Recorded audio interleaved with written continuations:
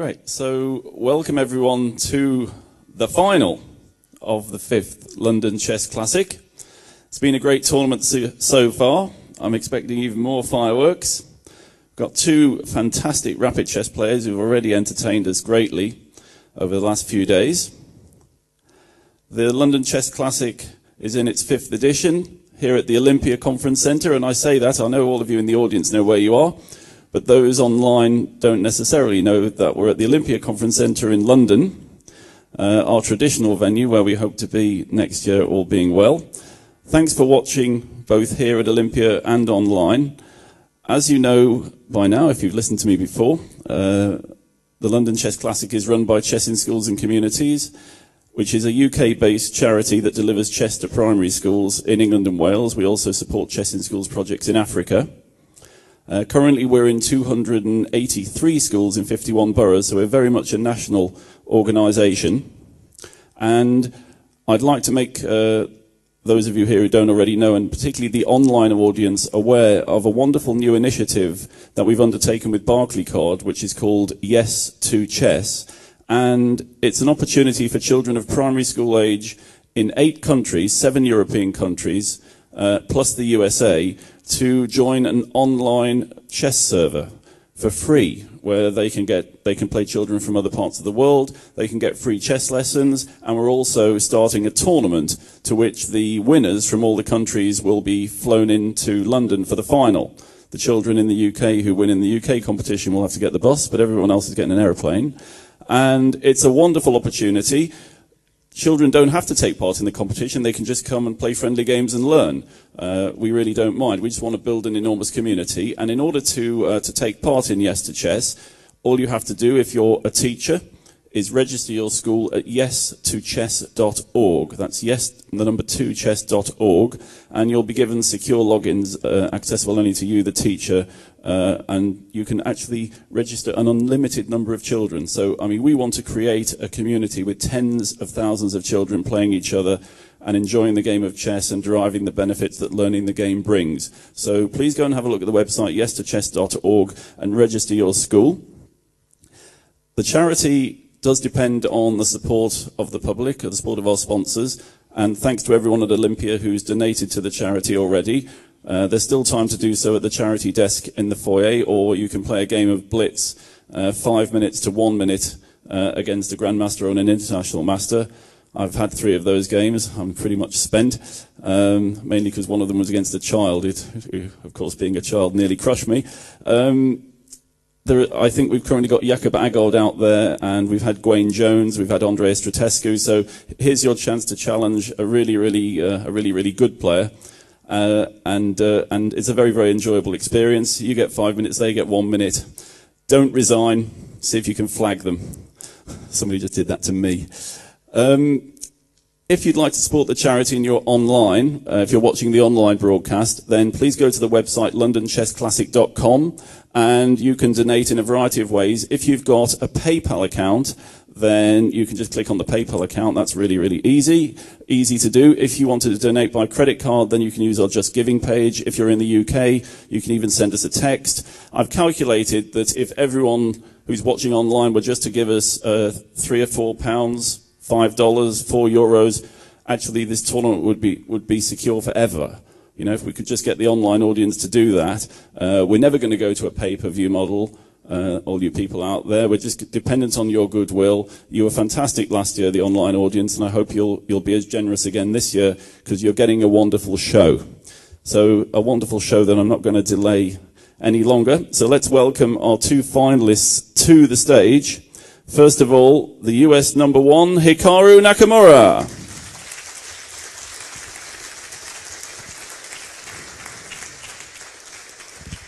And please welcome to the stage from Israel, former World Championship finalist, came within a whisker of taking the world title, Boris Gelfand.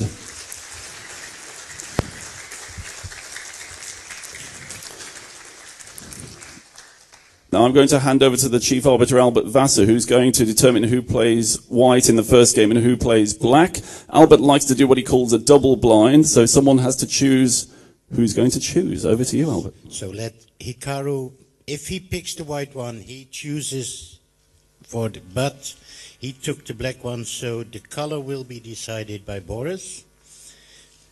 And Boris will play black in the first.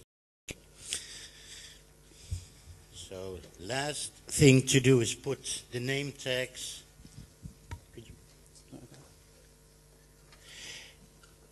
To remind you that everybody should check if the mobile phones are off, to tell you that flash photography is only allowed during the first 5 minutes of the game, and to ask the audience for an enormous applause for Malcolm Payne and his team.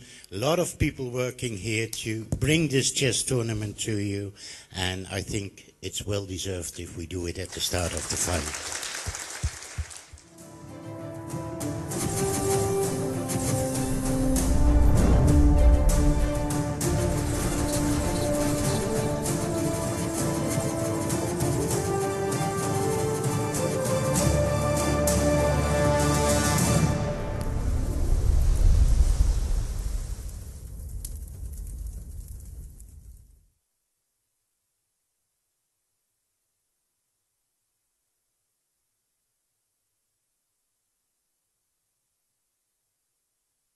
And Boris Gelfand, we've come after 16 players started, and we're down to just 2 players. I think we're about to start any moment.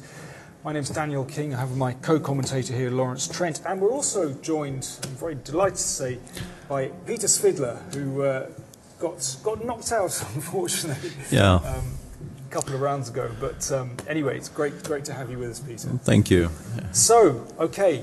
Lawrence, what's your feeling on this one? I mean, it's going to be very close. We've got youth, Hikaru Nakamura, 26 years old, a real rapid play specialist, against the experience of Gelfand, 45 years old. I mean, who do you favour? Who do you think is going to do it? You know, it's a tough one. As Peter pointed out before we went live, Hikaru's had a few problems against Boris recently. And Boris has been showing that he's holding his nerve as well. And actually, they played each other, of course, already in this tournament. And, well, Boris didn't do too badly. In the group stage. In the group stages, yep. And Boris didn't do too badly. So I think it's going to be really close. But I think Hikaru might just think, you know what, it's my lucky day. Because he really shouldn't be in that seat. If Vlad was on top form, I'm sure Peter will agree. Well, yes, the semi-finals were not entirely error-free. Error-free. Yeah, and the position of Vlad lost to Hikaru, I don't think you will find many positions like that he lost over the course of his long and illustrious career. But things happen, and I'm kind of happy I'm here for this particular game, because I can actually say something anyway. But we can maybe play Bishop G7. Ooh. And you probably don't want to take on H7 because Queen F4 check looks a bit painful. So you probably have to go back to E3, and perhaps, you know, there's a repetition. Bishop D4. Hooray, Bishop D4, and we all go prepare for game 2, which is, I mean, it's probably unlikely, but let's point this out. It's funny. So White is not entirely defenseless here, of course, but I would still very much like to be black in general. Okay, so just to recap, that's actually the position on the board. Yeah, and Bishop B3. As I said, you could think of about starting with Queen D6 straight away, and perhaps something like B4 is a possibility, or Bishop F5 even. Although in general, I would probably prefer it on B7. Bishop F5 kind of more or less forces White to take on D4, play Bishop B2, and try and castle kingside. And if White does achieve that, he will be, well, slightly more comfortable. Although, let's put this on the board. Something like E5 here. E5? Yeah, Bishop E5 actually has been played, so that's actually relevant. Something like E5 castles, I don't know, Queen F6 or Queen D6, or even King takes F7. It's quite obvious that black has fantastic compensation for the exchange. Whether okay, you say fantastic compensation, but enough for an advantage, or what? Probably not. No, I think that this has to be kind of enough compensation for not to be worse. But this is not an advantage for black.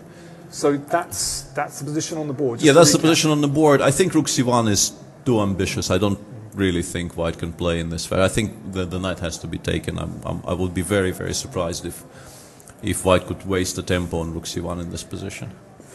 Before we go into the position even more, Peter, I just want to ask you about the main strengths of Boris Gelfand. How would you characterize him as a player, and what are his main strengths? Well, he's a very universal player. I don't think that you can point out to one particular thing. He's incredibly well prepared to begin with, which is one of the things we are watching in action right now, because I don't believe Hikaru played this line before, and after knight c6 he seemed somewhat surprised. So Boris was very well prepared, even in a line I suspect did not really expect in this particular game. He's incredibly well booked up.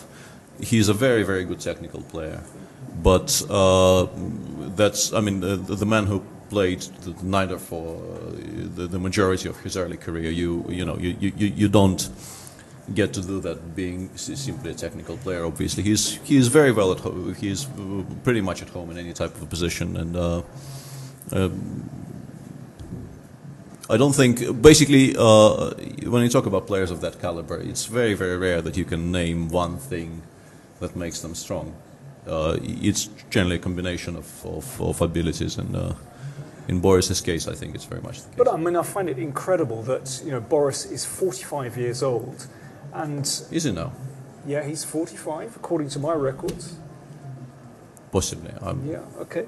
I try not to think about these things, yeah. because then the next thing I will start thinking about how old I am. And yet he is still one of the top chess players in the world. Very much so. Yeah. He gives hope to all of us. Yeah. Yeah. Okay, and what about Hikaru? How do we characterize him as a player? I mean, we saw his last game against Vlad.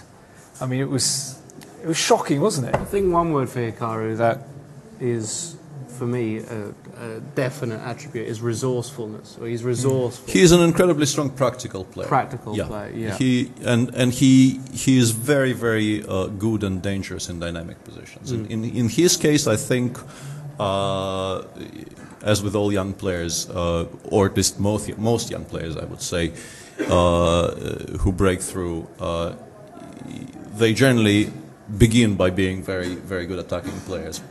That they handle initiative well. They like this type of chess, and then when they get to a certain level and giving mate to everybody they meet becomes slightly more difficult. They are forced to develop other skills. At least this is what happened to me when I started playing in strong tournaments. I was completely useless as a positional player. I had no idea.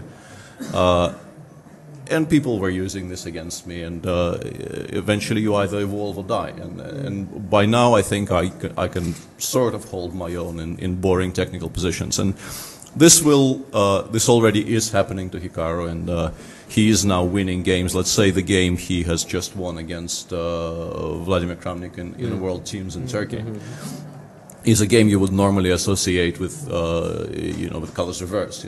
Vlad would normally win a game like this against somebody, Hikaru perhaps included, and Hikaru is becoming a better and better technical chess. But to me, there's a real kind of clash of cultures here, because we have Boris, who grew up in the Soviet Union, and there's all that Soviet chess culture that you grew up with as well, and we have Hikaru, who grew up playing on the ICC and playing bullet chess.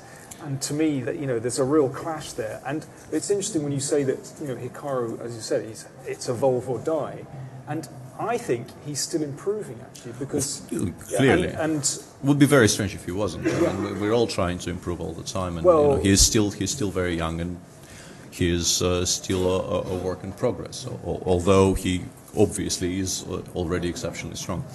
It's funny though, because a lot of people have this impression about Hikaru being this one-minute bullet player, and but actually when I speak to Hikaru, and I do a lot, it's amazing how he talks to me about his knowledge of the classics. He's a guy who knows his classics. He can quote, the 1968 endgame, Queen and two bishops, and so on and so forth. So he studies his classic. He studies even as far back as absolutely, and I don't think I'm no longer on ICC at all, so I'm not really sure, but I think he he goes there to chat more than play these days. Yeah, no, these days he doesn't play. Yeah. No, I mean that changed a few years ago. Yeah. But I'm just thinking about how they. I think it's grew more up. of a sort of a feel-good place for him because of the adoration of the citizens of ICC. But even that ending, I mean, he came to me afterwards yesterday. The ending against who was it against? With the bishop on a8 and the 3 pawns. Goodness, my mind's gone blank. He had the rook and 3 versus bishop and 3. He said, "Yeah, I just remembered it from the Dvoretsky's manual." So When he was the exchange up against Nigel. Yeah, I just remember going h6, rook g7. Yeah. It was in the book. I remember looking at it, and so the guy's got some classical education. But that edge also, where I was just talking with Judith, and she was saying, she was kind of bowled over by the fact that he'd actually managed to defeat Vlad in that game. But she was saying the thing about Hikaru is he is brilliant in the moment. He recognises exactly kind of turning points in the game and how to upset your opponent. And No, but this is what you have to start with when you talk about Hikaru. He's an exceptionally gifted practical player. Yeah. He understands those pressure points very well, and generally speaking, he tries, I think, from the outset to choose things which will be the least comfortable for his opponent. And this is a very important trait. Obviously, it's very difficult to counter. Well, we've had no moves, Danny. He's having a good old think. Yeah, I mean, this is a bit of a critical moment, though, because if one wrong move and it starts getting... I'm a bit Well, should we look... mystified, although... Peter, you were suggesting bishop takes knight, so should we have a very quick look at... After rook c1, even if nothing wins by force, and let's say something like b5, b4 actually does look like it might. Is this actually... Potentially, I don't know. At least it might win. You have to play knight a4, I think. And whether there is something decisive here for black, I'm not entirely sure. I didn't really check correctly. But knight c2 check wins back material, but it's obvious. It's a sellout. You exchange all of your good pieces just to win the exchange back. Black is probably fine there, but you wouldn't want to do that. Well, let's just very quickly...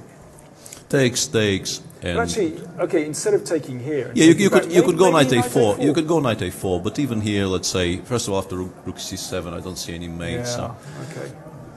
No, this is a cop-out. What I'm really mainly worried about from the white perspective here is rook c1, let's say, simply queen d6. What is the next move? We wasted a tempo on rook c1, and we still need to, moves still have to be made somehow. Well, okay, let me just develop. g4 maybe, I don't know. Bishop e2, I thought knight takes e2 just wins material. Oh, so it's just the end. Yeah. No, it's not actually. Queen d6 and king takes e2, and there's no fork. Okay. Oh, the analysis board has... We'll try and get that back for you in a minute. Yeah, so on the one hand, I understand his desire to keep the bishop on e3 alive, because exchanging, rook c1, he did play rook c1. It's a brave choice.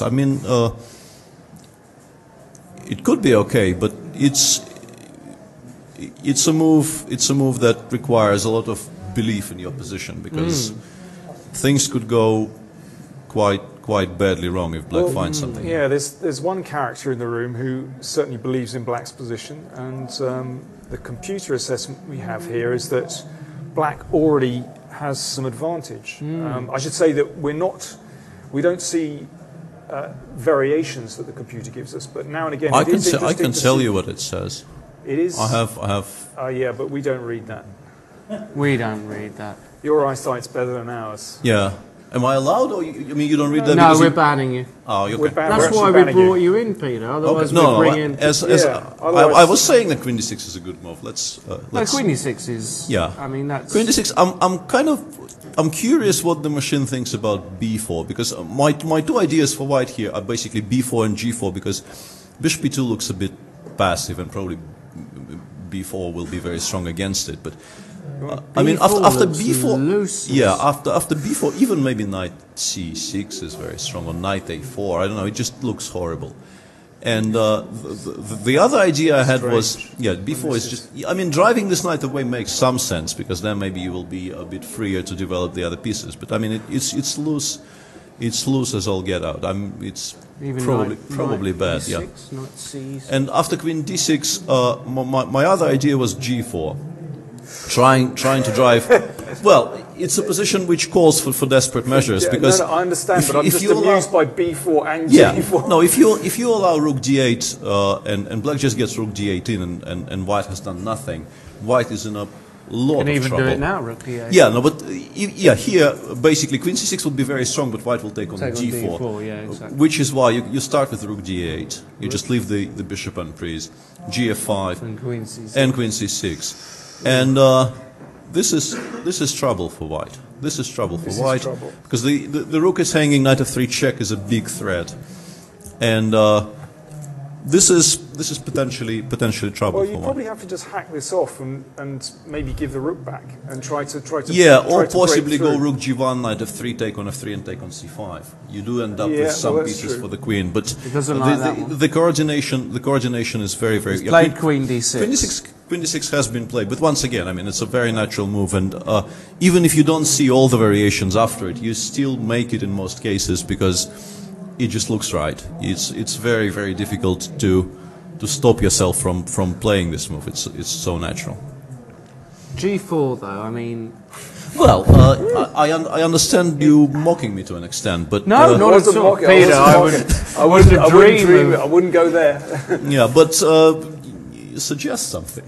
Well, Yeah, but listen, if I'd suggested g4, then, that would be full mocking. force. Yeah, exactly.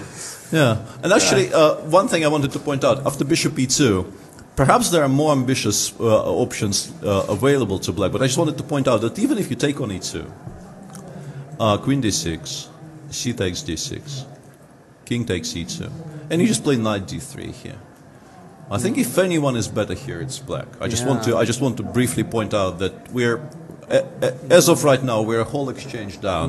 But I think if anyone is better here, it's black, because the pawn on b2 will be taken. I mean, rook b1, I can even maybe take on b2 straight away. Maybe I have some more ambitious options, but simply knight b2, rook b2, bishop takes c3, rook b3, and something like maybe even b4.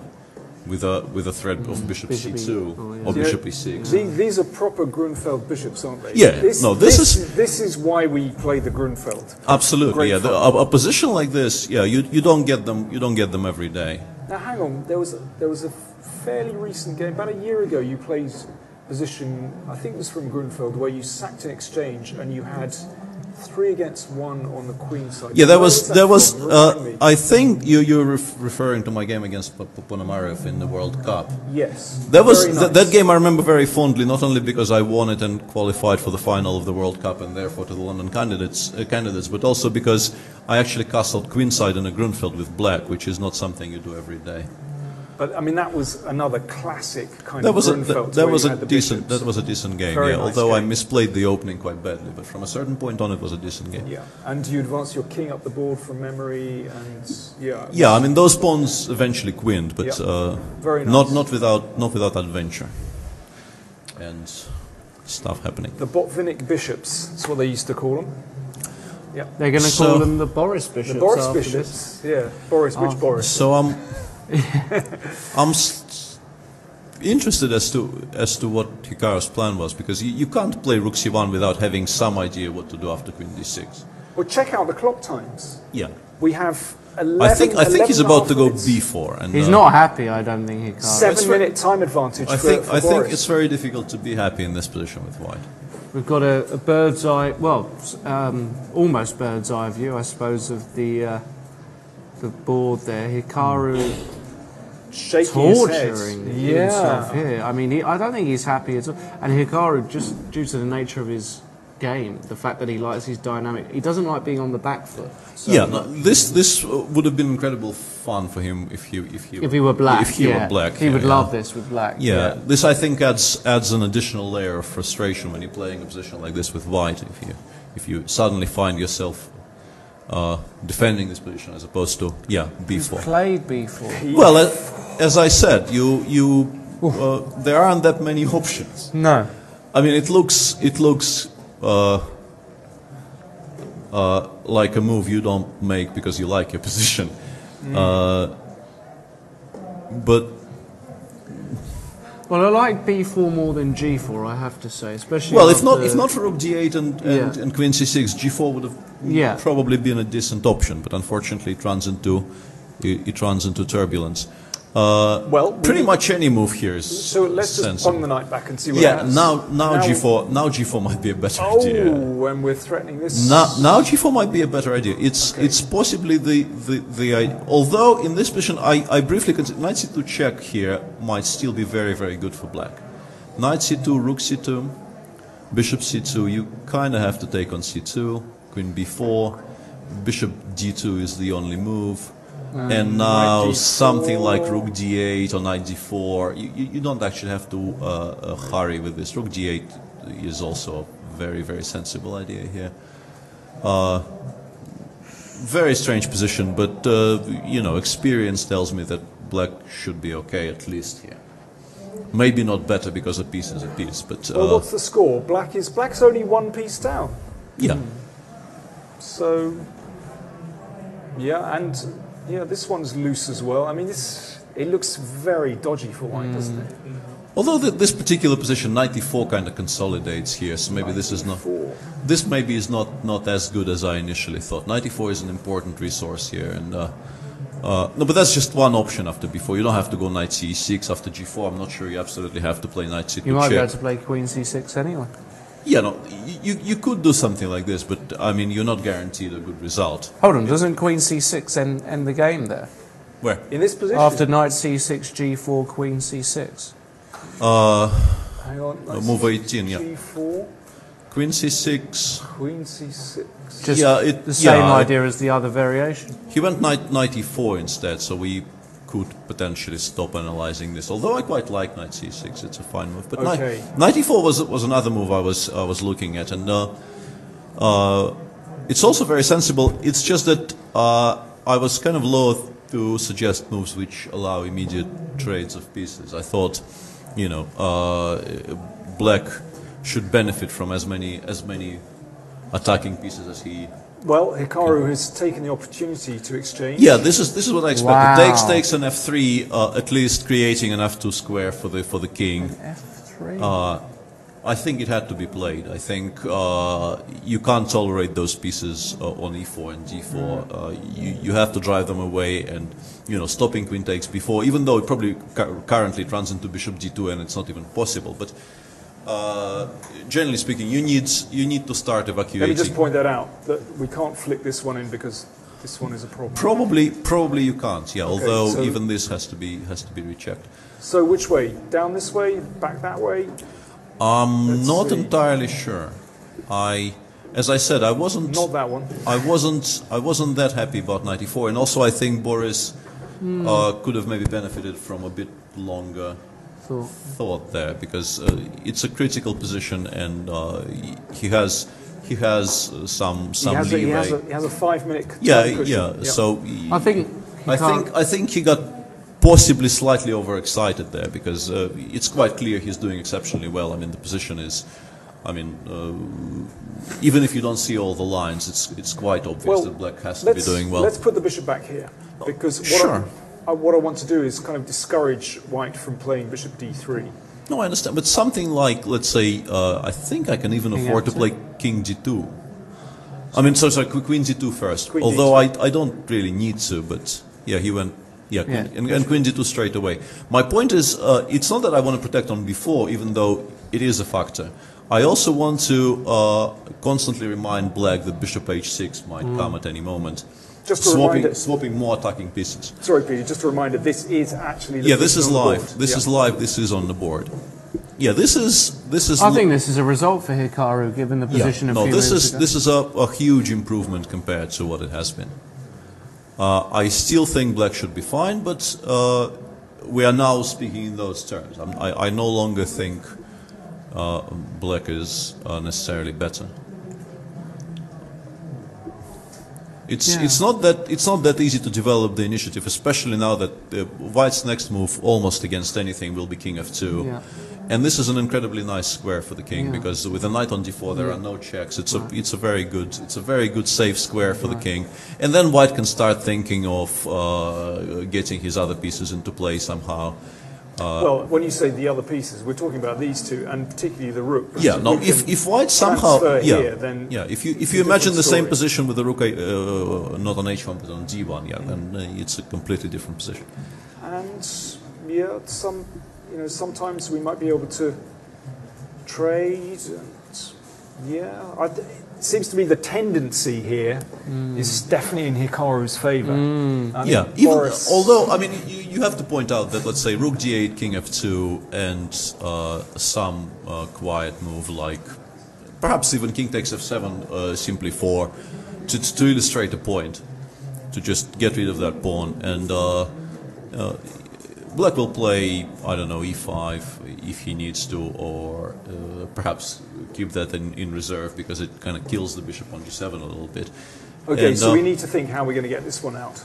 Yeah. So black has a pawn for the exchange, very active pieces. White still has to solve some immediate problems with his development.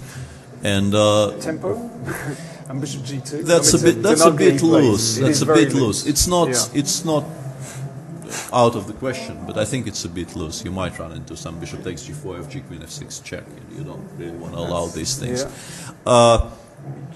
The position is still very unclear, but I suspect after b4 other options could have potentially been stronger. Yeah, let's just go back to that move b4. Yeah. Knight c6 is just, I mean, it's just such a nice move, cementing your position, solidifying the knight on d4. You can't really touch. I mean, it will just be replaced by the next one if you manage to swap it. And rook d8, and the pawn on b4 is hanging, and the pawn on b4 is kind of important. If we collect on b4 in some kind of immediate future, our position will improve as black. I'm wondering why he didn't play that, to be honest. I'm not entirely sure. Maybe he thought bishop d3 is possible here. One potential reason I can name is maybe he didn't like bishop d3. But even, let's say, simply take on d3 and knight f3 check king e2. Yeah, but can we play knight f3 here? Queen a8 is hanging. We maybe still can, but it's trickier than you thought. Yeah. Okay. Yeah, queen takes a8 is a bit of a problem. Certainly is really when you blunder a rook. Yeah. Yeah. Okay. So that was potentially one reason why he could have chosen not to do this, but. Okay, he's played rook d8. He's played rook d8. I expect king f2 to come a tempo, because I think bishop h6 is a bit, with the king on e1, even if it doesn't lose on the spot, it's a bit ambitious. I think you need to safeguard your king's position first before attempting this, and anyway, king f2 is just such a natural move. You just want to play this move and think later. It's like it's like playing king b1 in the Sicilian with opposite color, castles. Yeah, as long as the king is on c1, you feel this itch because something is not quite right. You wanna play king b1 and then you feel safer. All right, Nakamura, 10 minutes. This is a big move now. Boris needs to figure out what his. It's not just this move. He needs to formulate a plan of sorts, because right now his position looks extremely beautiful, but there is no immediate way in.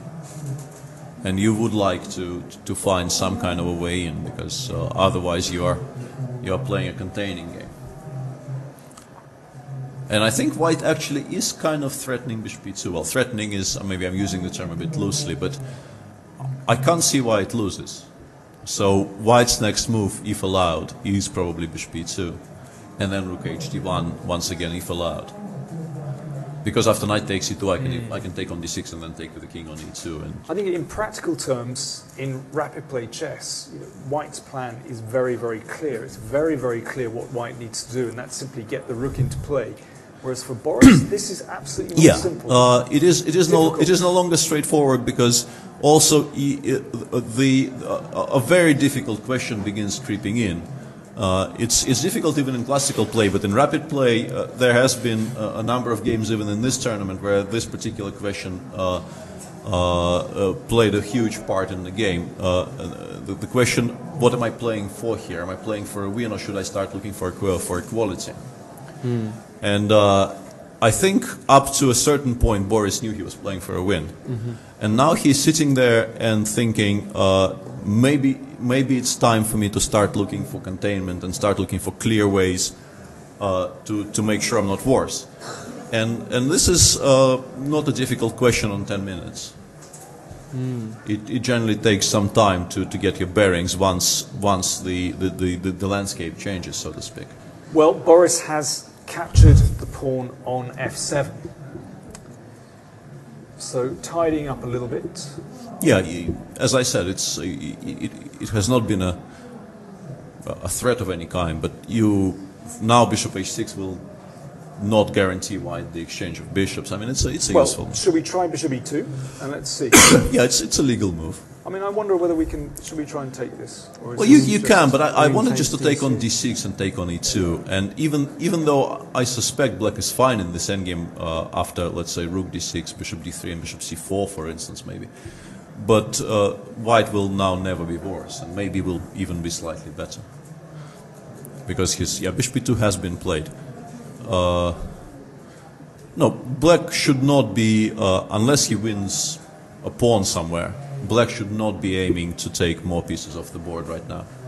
Especially the knight on d4, which is dominating the position a little bit. And also, it's important to note that currently rook hd1 is impossible because the pawn on h2 is hanging.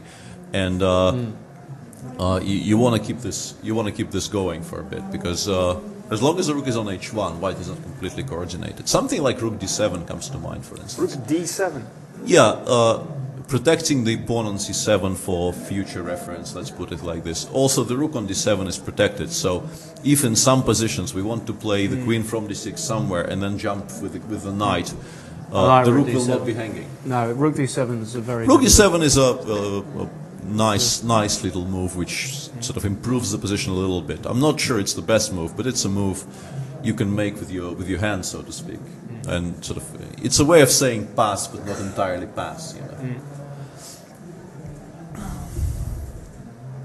White needs to be able to play two moves, somehow move the rook and play king g1 at the same time. That would have That's been normally called castling. Exactly. That would have been very, very Old-fashioned handy. Yeah, that would have been very handy.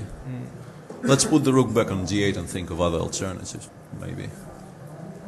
Now, what do you think about advancing the e-pawn? What are the As pros? I said, I'm not sure this is such a great idea, because I want the bishop on g7 in play first and foremost, and secondly, he played queen f6, which is a very forcing move. I quite like the way he's thinking, because he wants it on h4, where it will create direct threats to the king, and also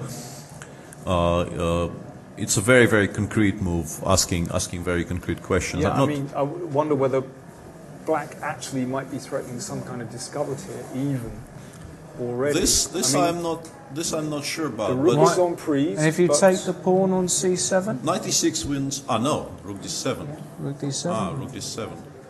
Okay, well, let's find out. So this I was wondering about this, because this is a big move. We should just point that out. So knight e6 with a discovered attack here, attacking the rook at the same time, but rook d7, and that No, that's big for white. is that just about That's an improvement for white, clearly, yeah. Okay, Even so- though, I mean, game still continues, obviously, but So wait a second. So what have we got against this one?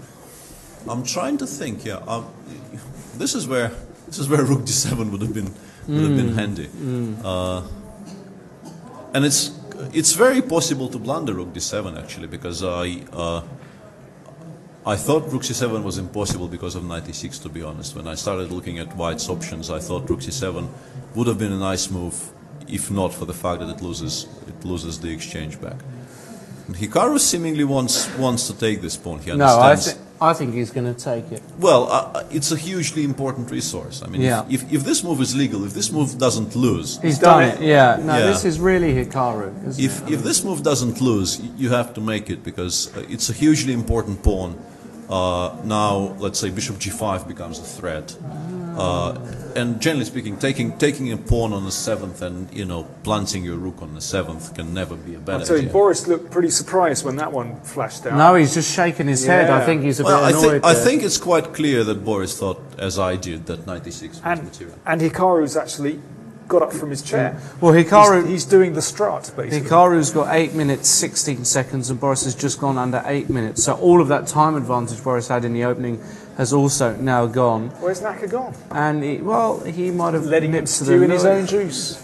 Get a drink, possibly. It's often quite nice, I mean, to play a move like that. Rook takes c7, see your opponent's reaction and think, right, I know he's going to have a good couple of minutes think here, because actually he's just realised 96 doesn't work. And Yeah, I think this is what happened. Yeah, I think Boris assumed this move was just impossible. And it's a very easy mistake to make. Yeah. Because, That's a it's sort of one of these blind 96.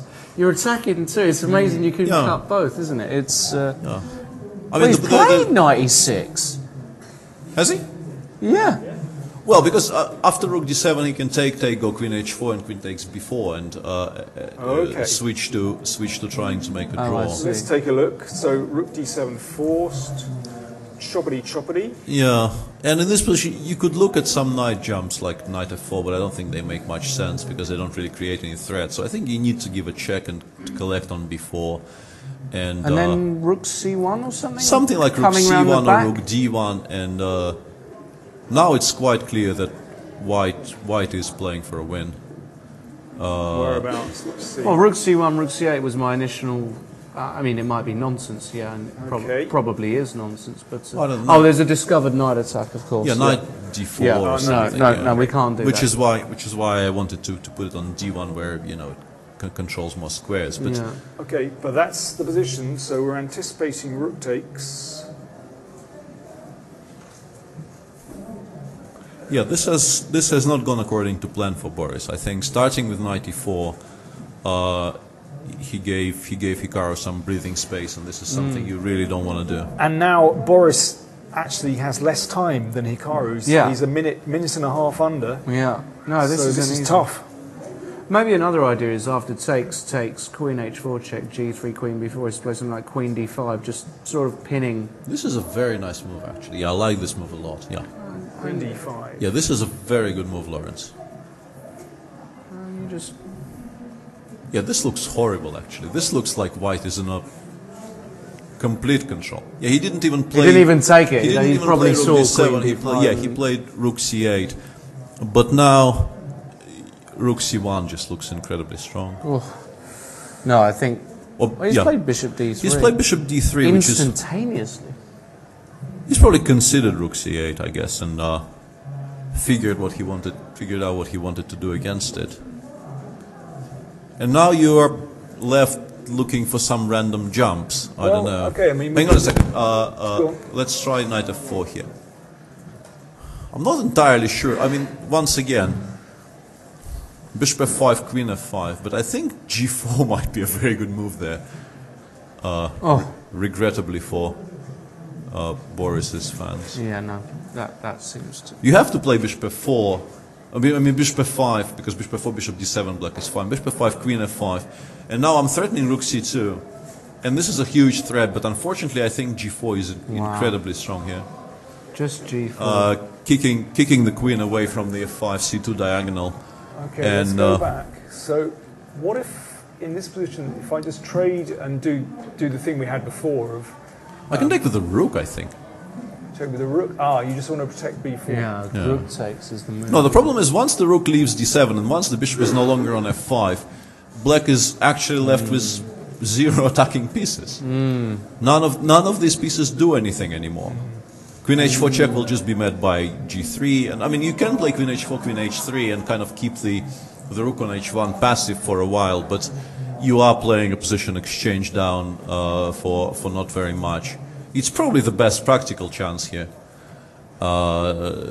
Trying to keep the rook on h1 for as long as possible and ask white to kind of parry this for a while. But it's now a full exchange, and black has no real threats. Black is just sort of aiming to be as much of a nuisance as possible here. It's been a bit of a turnaround. Hikaru, after that, the opening was seemingly, that variation looks quite dubious, doesn't it, at the beginning? But since that point in the opening, Hikaru's played pretty much perfectly, hasn't he? He returning to what we've been discussing for a while. He is an exceptionally strong practical player, and if you do get him in a situation he found himself in after move 15 or thereabouts, you really want to press it home and not give him any breathing space. Well, you can see the computer assessment on the screen. It's, well, just over 1 point, so pretty significant. It does look Boris like, is getting like exceedingly short of time. He's only got 3.5 minutes now, and suddenly this is getting quite serious. You don't want to get in a blitz playoff with Hikaru either, because he is.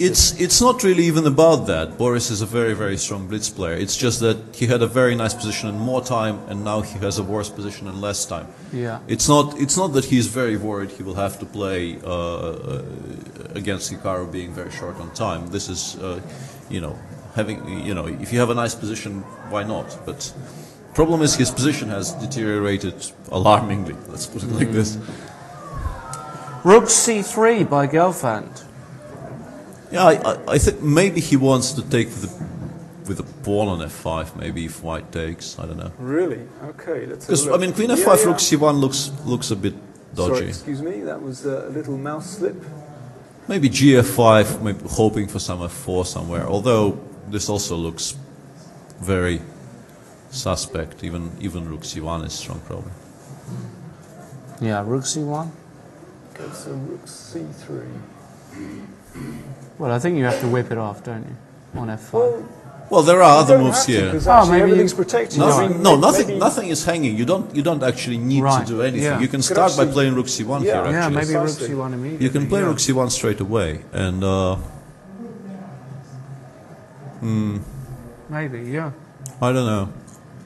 Queen h4 check, king g1. I'm trying to find some way to play bishop e5 or something. Well, you can here, win the pawn on b4 now. No, I mean that's not going to be enough. You need more. Yeah. By this point, you need more than the pawn on b4. I think, from a practical standpoint, the better chance is to, instead of queen takes b4 I don't know. Beggars can't be choosers. I think. No. You take on c1. He took on f5. Yeah, it's interesting. It's interesting what Boris will recapture with, because queen f5, rook c1 looks kind of bad, but so frankly does gf5, rook c1. I don't like this for black anymore.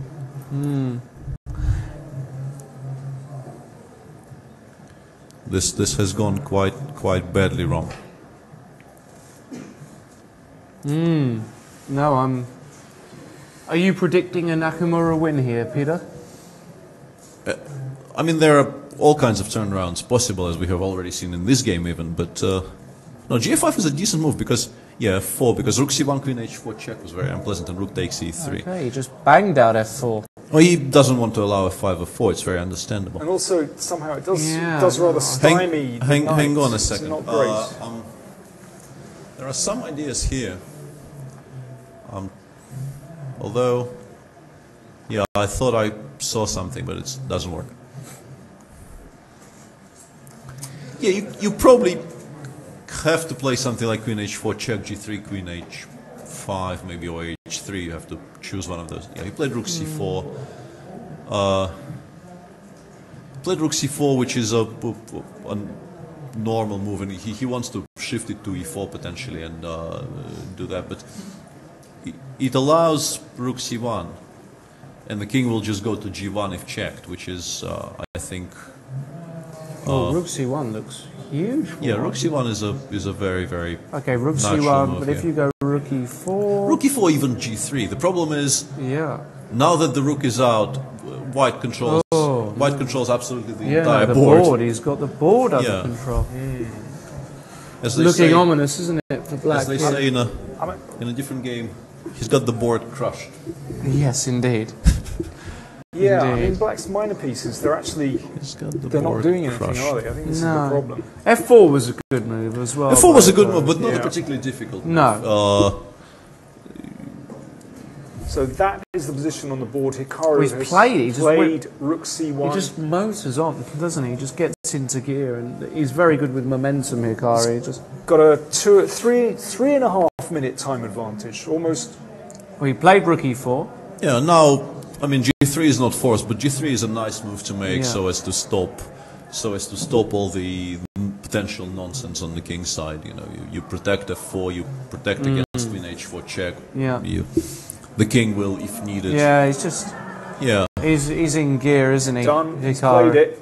He's played g3. It's a very, practical move. Yeah, it's basically this is technical phase and shouldn't even be particularly difficult because, as I said, it's incredibly difficult to imagine where the counterplay will come from. You can play h5, but even h4 is possible in reply, and it's not even necessary because if you can allow h4 and h takes g3, and this doesn't really give black much. So yeah, he did play. Well, he's got to try something, hasn't he? But the problem is, he needs to make moves, but White has a very, very pleasant choice of things he could do here. Rook c6 looks like a decent move. Yeah, pin and win. Rook c6 creating, I think, a very, very strong threat of bishop c5. Although maybe bishop f8 keeps everything under control-ish. It just feels like a nice move, doesn't it? Just to. It does, yeah, it does. If White could, he's played h4. He played h4, which is also a very human thing to do. You don't want to think about the opening of the king side. h4 queen g6 and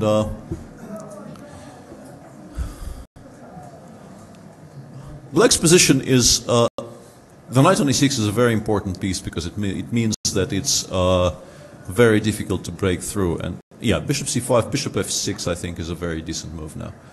It's still possible to go wrong here because, let's say, bishop f6 I think creates a huge threat of bishop takes h4. And this is something you don't want to allow. Can you not play bishop takes e7? Is that nonsense? Bishop e7, bishop e7? Queen d6? Even queen f6 maybe. Yeah, and then I was going to go there. As I said, the knight on e6 controls a remarkable amount of squares. Doesn't it? No, I'm not sure about h4 and bishop c5 to be honest. I think those two were perhaps the first two slight mistakes Hikaru committed in this game, apart from knight takes f7, which I don't particularly like. Okay, so this is still tricky because these pawns are vulnerable and rook e1. He went rook e1, and that might be a good move. Yeah, and the problem is after bishop takes h4. This is what I was thinking about. Bishop h4. Now White wins by playing gh, rook f4, and queen takes f4. This is his. Very nice. This is his point. And knight f4, rook e7. Mate. No, I think the other rook is better, but it doesn't really matter. Yeah, and bishop d4 mate on the board. So after rook e1, Black needs to find some kind of a different jump. And he hasn't got much time. He's got a minute 20. Yeah. Oh, rook e1. Looks bad for Boris. It looks dodgy, yeah. Maybe queen g4. Maybe queen g4, but takes queen d1 is worrying me. But then haven't you got this bishop e7, takes bishop e7 and queen d6. Sorry, what do you want to play now? Queen d after queen d1? Queen g4, no, queen g4, takes, queen g4, rook e4, fe4, bishop e7, bishop queen f3, e6. you're forgetting queen f3. Oh, it's queen f3. You don't really want to. Yeah, but queen d1 just snuffs it just out. Queen d1. Queen d1 is a very, very strong move here. And I think queen f5, rook d5, Yeah, No, this is a problem. Let's look at the current position, maybe. Yeah, but 48 seconds. This is not a position. Because with Black, you feel like this is the best you've had it for a while. Yeah. And yet there is no way in, and you can't really find a move, and the clock is running out. Well, he's got 19 seconds, and he has played queen g4, and I G4. think now basically Hikaru is one decision away. From what I can see, Hikaru is now one decision away from winning this game. Takes Queen d1 drives the queen back, Rook d5. Well, I mean, and this has to be winning. This just has to be winning. And black would very much like to interpose knight takes c5 at some point, because then he could at least try e3 check. But the problem is there's no moment you can interpose knight c5 bc5, because white will be taking out the pieces.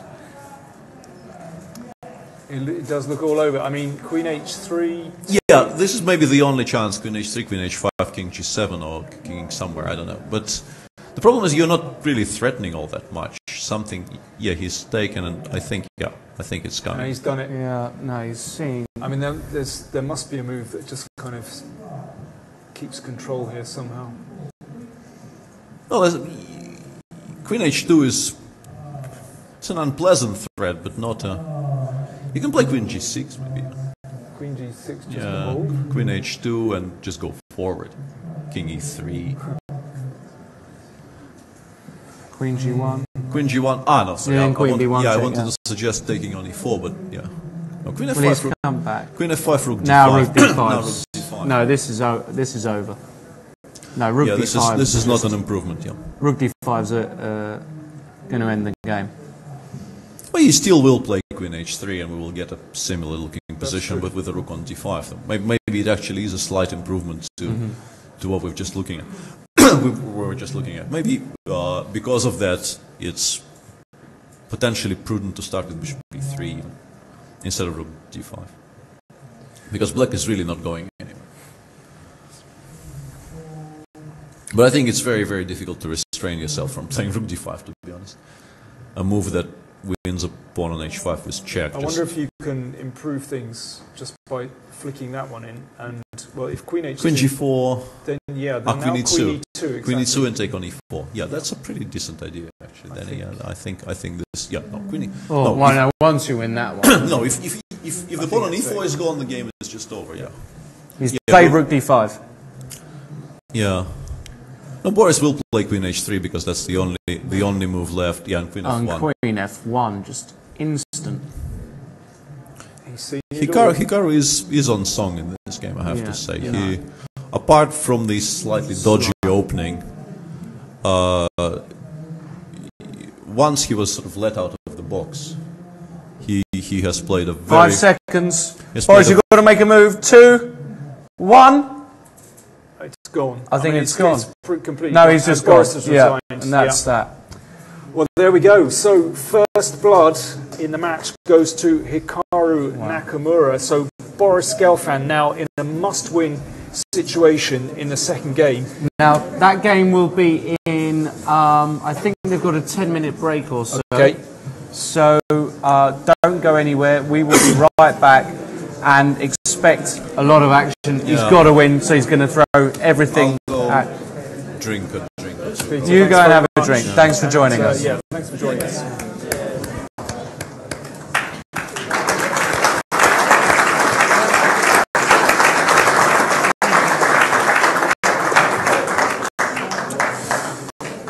So, I'm not sure if we're going to go to a quick break. We probably should, but before we do, remember, Chess in Schools and Communities, please help us with the charity. You've just seen an amazing game there, the sort of action we all want to see. You can go to the homepage, the LondonChessClassic.com. Also, go to chessinschools.co.uk. There are various links on there where you can donate. Every little helps. We would appreciate all you can do. And with that, let's go for a break and see you in a few minutes for the second game.